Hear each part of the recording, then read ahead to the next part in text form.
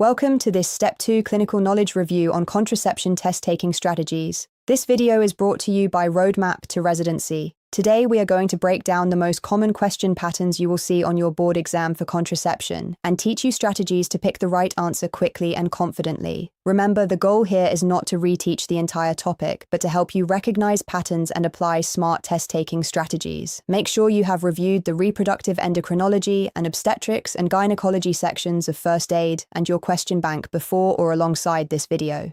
Here is what we are going to cover today. First, we will learn how to recognize high-yield question stems for contraception on the boards. Second, we will apply specific strategies for questions about contraceptive methods, comparison, intrauterine device and implant placement, and emergency contraception. And third, we will master the next best step question format for contraceptive counseling and management decisions.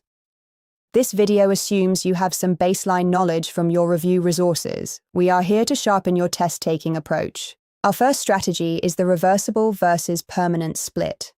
When you see a question about contraception, immediately ask yourself, is this patient a candidate for reversible methods or permanent methods? For reversible methods, the key distinction is short-acting versus long-acting. Short-acting methods include combined oral contraceptive pills, the patch, and the vaginal ring. Long-acting reversible contraception includes intrauterine devices and the subdermal implant. For permanent methods, think bilateral tubal ligation and vasectomy. The critical board pearl here is that the patient must have completed childbearing. The boards love testing whether you recommend long-acting reversible contraception over permanent sterilization in younger patients who may change their mind. Make this your first mental framework when approaching any contraception question. Strategy 2 is all about recognizing contraindications by method, because the boards test this constantly. For estrogen-containing methods, which include the combined oral contraceptive pill, the patch, and the ring, you need to know the absolute contraindications. These include a history of deep vein thrombosis or pulmonary embolism, migraine with aura, current or past breast cancer, uncontrolled hypertension, and being over age 35 and smoking. Whenever a question stem mentions any of these, immediately eliminate all combined hormonal methods. The safe alternatives are progestin-only methods, which include the progestin-only pill, the Levonorgestrel intrauterine device, the Copper intrauterine device, the subdermal implant, and Depo-Medroxyprogesterone acetate injection. The boards love giving you a patient with a classic estrogen contraindication and asking you to pick the most appropriate method. Now let us go through high-yield stem recognition for contraception. For the best contraceptive method stem, the classic setup is a patient requesting contraception with specific medical history details embedded in the stem. Your job is to identify contraindications to estrogen and match the right method to the clinical scenario.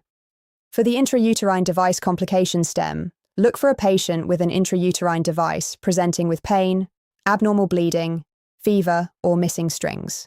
The timing after insertion and associated symptoms tell you whether this is expulsion, perforation, or pelvic inflammatory disease.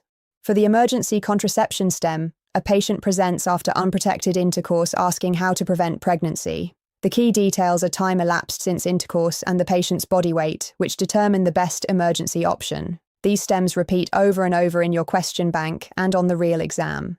Let us work through our first practice question. A 37-year-old woman who smokes 15 cigarettes per day presents to discuss contraception. She has a history of migraine with visual aura. Her blood pressure is within normal limits. She desires a highly effective long-term method. What is the most appropriate contraceptive recommendation? Take a moment to think about this before we walk through the answer on the next slide. Let us break this down step by step. Step 1, spot the pattern. This is a 37-year-old woman who smokes and has migraine with visual aura. Those are two separate absolute contraindications to estrogen-containing methods. Smoking over age 35 and migraine with aura are both independent reasons to avoid combined hormonal contraception. Step 2, apply the rule.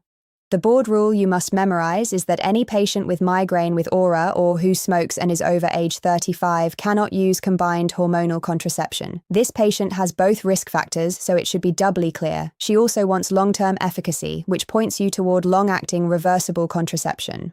Step 3, eliminate wrong answers. The combined oral contraceptive pill contains estrogen and is contraindicated. The transdermal patch also contains estrogen, same problem. The combined vaginal ring also contains estrogen.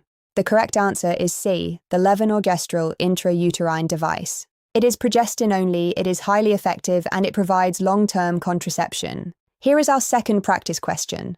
A 26-year-old woman presents 3 weeks after copper intrauterine device insertion with cramping pelvic pain and heavy vaginal bleeding. On exam, the strings are not visible at the cervical opening. Her pregnancy test is negative. What is the most appropriate next step? Think through this one carefully. The key finding here is missing strings with pain and bleeding shortly after insertion. We will walk through the answer next. Let us work through this answer. First, read the question carefully. This describes a patient with missing intrauterine device strings, pelvic pain, and heavy bleeding 3 weeks after insertion. This presentation could mean the device has been expelled, it is perforated through the uterus, or simply that the strings have retracted into the cervical canal.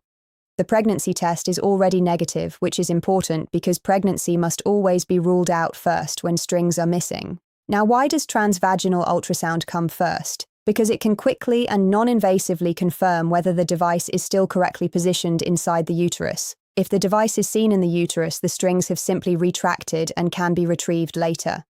If the device is not visualized on ultrasound, then an abdominal X-ray is the next step to determine whether it has perforated into the abdomen or has been completely expelled. Hysteroscopy is too invasive as a first step, and replacing the device is premature before you know where the current one is.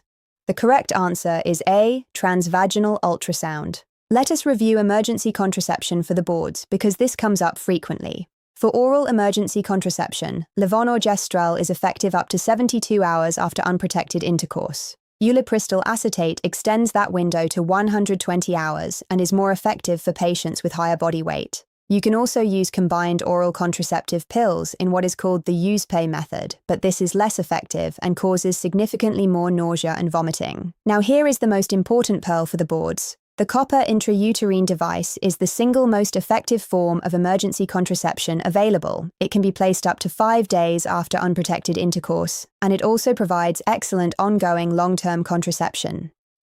The boards absolutely love testing this. When a patient presents within the 5-day window and wants long-term contraception, the copper intrauterine device is the best answer. Here is our third practice question. A 23-year-old woman presents 4 days after unprotected intercourse. She is not on any contraception, does not want to become pregnant, weighs 90 kilograms, and also wants a reliable ongoing method. What is the most appropriate recommendation? Think carefully about the timing, her weight, and her desire for ongoing contraception. All 3 of those details matter for the answer. We will walk through it next. Let us break down this answer. The classic pattern here is a patient presenting 4 days after unprotected intercourse with a higher body weight at 90 kilograms, who also desires reliable ongoing contraception. These 3 details all point to the same answer. Now the key distinction. Levonorgestrel emergency contraception is only effective up to 72 hours after intercourse, and this patient is at 4 days, so it is outside the window. Additionally, Levonorgestrel has reduced efficacy at higher body weights. Ulipristal acetate does work up to 120 hours, but it does not provide ongoing contraception, which this patient wants. The USP method using combined oral contraceptive pills is the least effective option of all. The copper intrauterine device is the correct answer because it works up to 5 days after unprotected intercourse. It is the single most effective form of emergency contraception, and it provides excellent long-term contraception going forward. The correct answer is C, the copper intrauterine device. Here is a critical test-taking pearl about contraceptive counseling. The boards test your ability to counsel patients based on their individual clinical picture. Always consider their medical history, lifestyle factors, reproductive goals, and personal preference. When a question asks about counseling, the correct answer always respects patient autonomy and recommends the most effective method that is medically safe for that patient. Common board traps include recommending permanent sterilization to young patients who may change their mind, ignoring contraindications to estrogen when they are buried in the stem, and forgetting that long-acting reversible contraception has the highest continuation rates and the lowest failure rates of any reversible method. The boards strongly favor long-acting reversible contraception as the first-line recommendation for most patients, and this is especially true for adolescents and for patients who have difficulty remembering to take a daily pill. That wraps up our review of contraception test-taking strategies for Step 2 clinical knowledge. Remember to review the reproductive endocrinology and obstetrics and gynecology chapters in First Aid and your question bank. Focus on the contraceptive methods comparison, emergency contraception timing, and contraindication charts we covered today. Visit roadmap2residency.com for expert tutors and residency advisors who can help you build a personalized study plan. If you found this video helpful, please like and subscribe so you do not miss our next board review session. Good luck on your exam, and we will see you in the next video.